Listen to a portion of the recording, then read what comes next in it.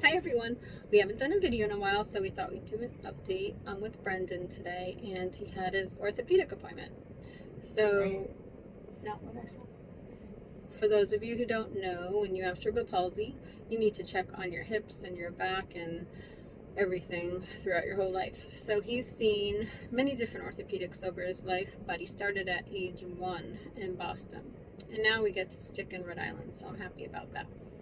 Actually, you started with this doctor when you were little. So he has gone to him when he was really little.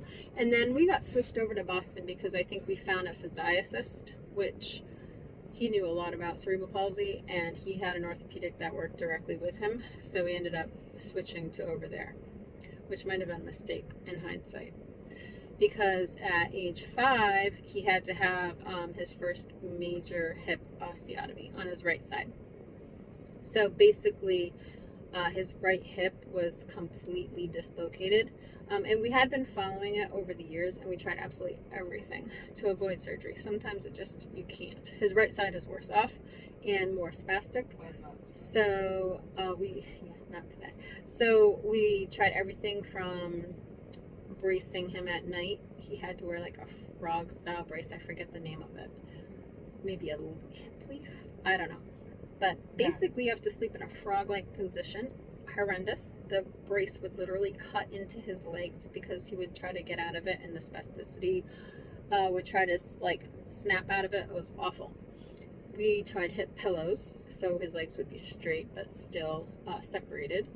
Botox, phenol injections, you name it. We tried everything to avoid the surgery, and nothing helped. So at age 5, we took the plunge, and it was the worst surgery to date. In a spica cast, which is from your waist to your toes, for 6 weeks. And luckily, he was very small at age 5. He was like 25 pounds, so I could carry him everywhere in that brace, even upstairs.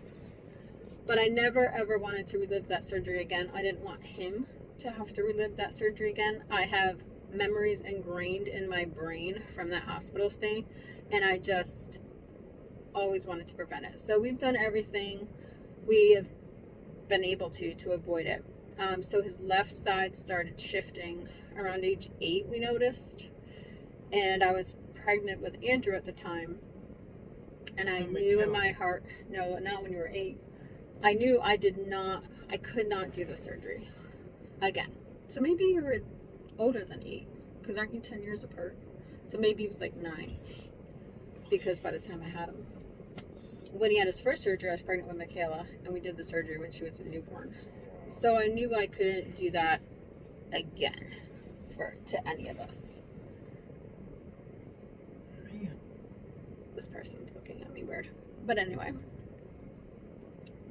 So I basically avoided the orthopedic, which is not something I recommend, because I did not want to do the surgery, and I didn't feel like he needed it. His left hip was shifting, but it wasn't crazy out of control, and orthopedics love to do surgery. They do. They're surgery happy. They look at x-rays, and they want everything to look perfect, and when it doesn't look perfect, they want to fix it. But when you have cerebral palsy, fixing it's not always the best thing to do. Yeah. Brennan hasn't walked correctly since his right hip surgery, and he used to run down the hallways in his walker. He's never ever gotten back to that point. And I don't want to affect him even more by doing his left hip. Not that he's walking that much these days, because the older you get when you have cerebral palsy, no matter how many surgeries you've done, things just don't go as planned. No, just let me do it, and then we'll be done. He's waiting for lunch because he gets lunch after his appointments. So we've been watching the hips and the spine. You know what, Mom? No. Can you talk about the truck? After, if you're quiet.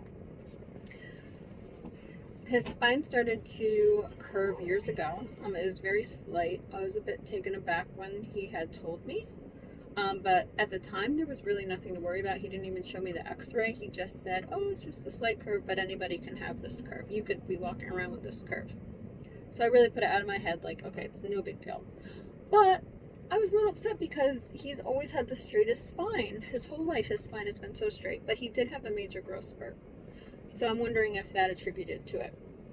And it's not due to SDR because it's a different shift, it's a different curve. Sometimes SDR can cause a curve, I forget what it's called, like a humpback curve or something. I forget the term, I used to know, sorry. But this curve is a typical scoliosis curve that so many people get. But anyway, it got a lot worse last year. The image was not good, but they made him sit on a wheelie stool for the x-ray and hold my hands. Now, Brendan tends to tilt, or always tilts to the right anyway, but overcompensates when he's nervous or doesn't feel steady. So I knew that it wasn't the best positioning for him. But when I saw the x-ray, which I did post on his SDR page, it was not pretty. And the doctor was like, oof, what's going on here? So we did have a long talk, but we both decided surgery wasn't necessary at the time. Brad, you can't do that. Because it would hinder him in the long run. Because once you have a steel rod in your back, you can't really move. And Brennan relies... What is a rod? A rod, it's like a piece of metal in your back that keeps you straight. But Brennan relies a lot of movement, and he moves differently than us, and we would take away a lot of his abilities. So that was, glad he was in agreement. So orthopedics have come a long way. He's supposed to be the number one in Rhode Island, especially for scoliosis, Dr. Everson. So he told me he didn't take the x-ray for point blank. So he's not going to look at the x-ray and say, oh, you need surgery based on this x-ray. He examined Brendan. He looked at Brendan. He's like, you know what? Overall, you don't look bad. When you're sitting here, you don't look bad. It's not affecting your organs or your breathing. So we all said, no, thank you. So 6 months later, we did have to do the recheck today, just to make sure we weren't missing anything and the curve was not getting out of control. But today, they let him lay down for the x-rays. We were in the office, not at the hospital. So they took their time and laid him down in different positions and took x-rays, and they looked a lot better. The doctor's like, oh, these look good. And they didn't look good, but they didn't look horrendous. There's definitely a curve in his back that you can't see. But it's not affecting anything super negatively. So he might get uncomfortable. They're worried about him being uncomfortable when he's sitting. So we just have to watch out for that. So we're going to go back in 9 months.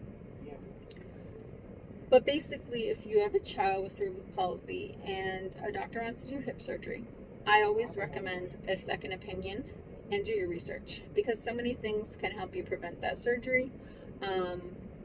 Another surgery called SBML, which is a less invasive tendon release, along with alcohol blocks, helps a lot, and it helps slide those hips back into place because it takes away the spasticity for a while, and you can work on strength building, and that can really help their hips. So do everything you can before that hip surgery. It is the worst hip surgery out of all of his, and he's had 13 surgeries. So I always try to do whatever I can to prevent that. And with his left hip, they've been wanting to do surgery since he was 8, and I said no this whole time. I didn't think they looked that bad, and now at 17 they really don't look that bad. It's slightly shallow, but no need for surgery. Every time he looks at the x-rays, he's like, oh, these are fine. So I'm really glad I held off, because once they get to a certain age, their bones harden and the hips shouldn't get worse. So you have to make it to that crucial age. But I also got multiple opinions on his left hip, because they wanted to do surgery a few years back, and honestly it depresses me for a solid month, because I don't want any of us to have to go through that. And after the multiple opinions I seeked, they were all like, no, having cerebral palsy in his age, I wouldn't do it. He's going to be okay. It's not going to move more. And you know what? They were right. It hasn't moved. And Dr. Everson was a little surprised at that. He was like, oh, I guess you were right. It hasn't shifted. But I guess the fear was if it did shift, it would have been major surgery, because it would have been past 50% out of place. But for once, Brendan, you lucked out, right? You know what? What? So before we end the video, Brendan wanted me to talk about a truck that he's getting. So his grandfather sadly passed away, and he had owned a truck for 6 years. So we are purchasing that truck so Brendan can keep it and remember his grandpa. And we'll just keep it for a long time, keep fixing it and keep it good, and he'll be able to ride in it and take his wheelchair in it. Oil change? New tires. Alright, do you want to stay by? Here, look. Look up. Are you glad that there's no surgery needed? Yes. Brennan was very nervous this time. A lot of anxiety's kicking in as he gets older. He's definitely more aware and maturing, and his brain is processing more, and he's able to talk about it more. His speech and language and everything has progressed over the last few years, and he can actually tell me that he's nervous. So we are going to get we have to get gas and we have to get lunch. So we will try to do another video. Maybe when we're camping, I wanted to show everyone what we bring camping, which is a bit massive. Yeah, if we have the truck, we'll show you the truck too.